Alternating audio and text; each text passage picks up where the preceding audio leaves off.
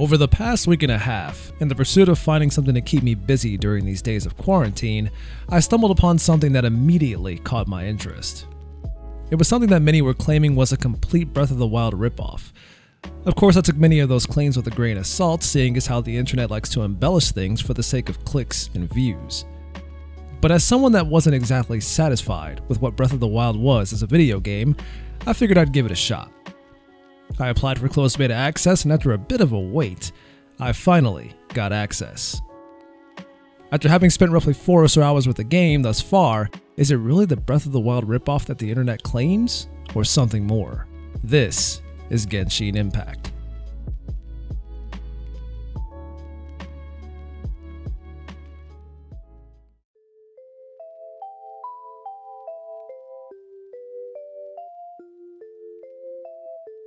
Upon launching the game, I was a bit taken aback by the verbiage used on the screen to log in. Tap to begin? After a brief moment to reflect, I remembered that this is also a title meant to be played on smartphones as well as traditional platforms like PC and consoles. Then, I also remembered that this is a MiHoYo developed title, the studio responsible for games such as Honkai Impact 3rd, which is a mobile game that was also ported to PC recently, and that both games are part of the same universe. So with all those pieces lined up, it made sense that the login screen would have mobile-friendly inputs. Unfortunately, I made the mistake of playing the intro without recording, so everything you're seeing here at the moment isn't from my own personal game capture. Everything following this is, however. Make no mistake, this game is every bit anime as you'd expect, and the intro cutscene definitely makes that clear. From the fast-paced anime-esque action, to the art style, right down to the over-the-top voice acting. Outlanders, your journey ends here. During this intro, you're allowed to pick the gender of the starting character that leads the story. As you may have predicted, yes, they are in fact twins. Because all of the game data is stored server-side, I wasn't able to restart and play the other gender to determine if the twins played differently from each other. However, I was able to find out through a little bit of research that they both use the same starting weapon.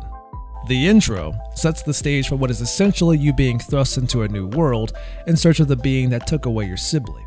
I got to meet our fairy-like sidekick, Paimon, and was tutorialized on the basics of the game such as combat, navigating the expansive map, and reaching the first waypoint, which revealed that this game is far larger than I was led to believe. But this was also where the Breath of the Wild comparisons came in. Phew, it's finally done. Well, all that lay, flow, and elemental line stuff Lisa was going on about should hopefully be back to normal.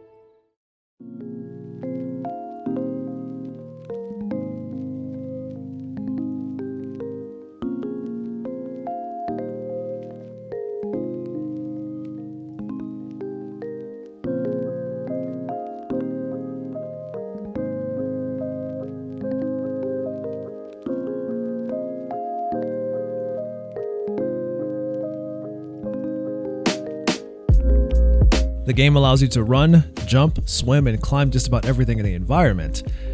This also revealed the stamina meter. Of course, I overestimated just how much stamina you have and eventually drowned while trying to swim from one patch of land to another. Luckily, the game spawns you right back to any waypoint you've activated that is near, so you're not punished too harshly for dumb mistakes like the one that I made. During all this, I was tutorialized about elemental attacks and how those work against enemies of different element types. Your main character starts off as Wind, and this is where the game gave a quick glimpse of its elemental interactions that definitely take inspiration from games such as Breath of the Wild. But it wasn't until after I encountered your first new party member, Amber, that it really started to reveal itself. It's possible to combine elements together to create new devastating damaging effects against enemies. For example, combining Amber's fire with any character that has wind creates fiery wind attacks such as a flame tornado. The environmental effects come about such as lingering fire on the surrounding grass.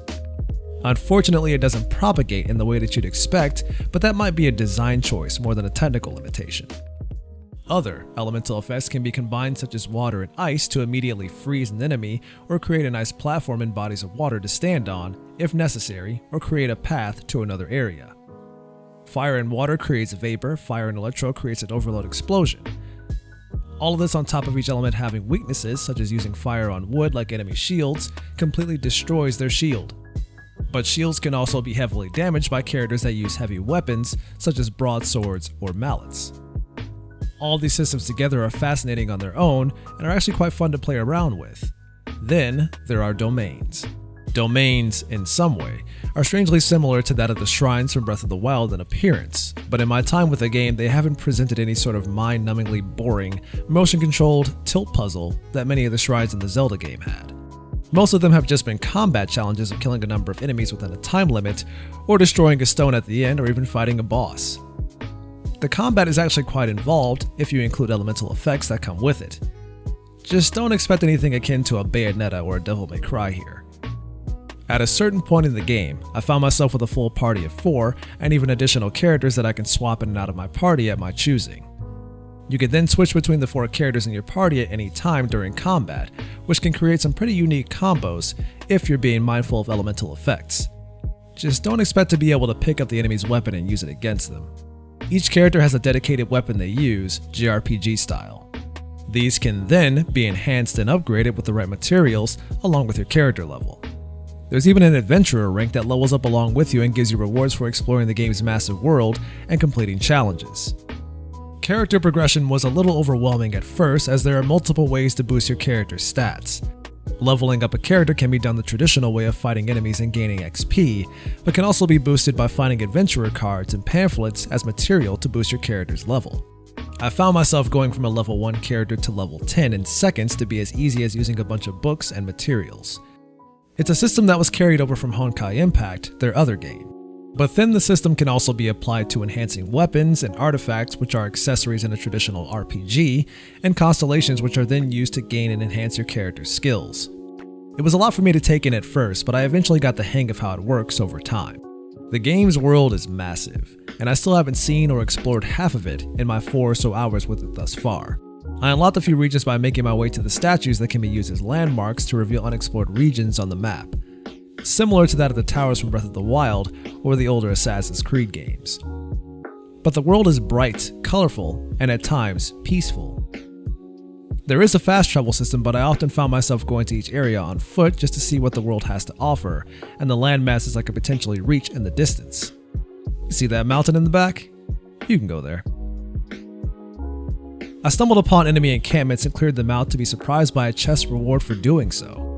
Heck, there are even environmental puzzles you can solve to open locked chests, such as lighting hidden torches with fire or using a character's ice element to create a path to a chest that's too far to swim to. Having issues with stamina? This can also be upgraded by making offerings to the statues you found that reveal more of the map.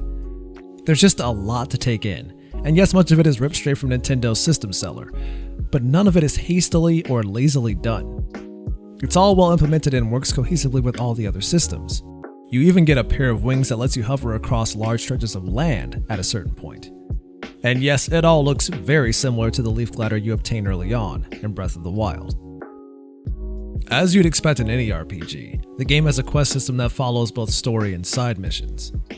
I did notice that they can't necessarily be tackled in any order you choose, as some are locked based on your adventurer level. So I wasn't able to take on quests that were far above my level, but stumbling upon enemies that are was all too common.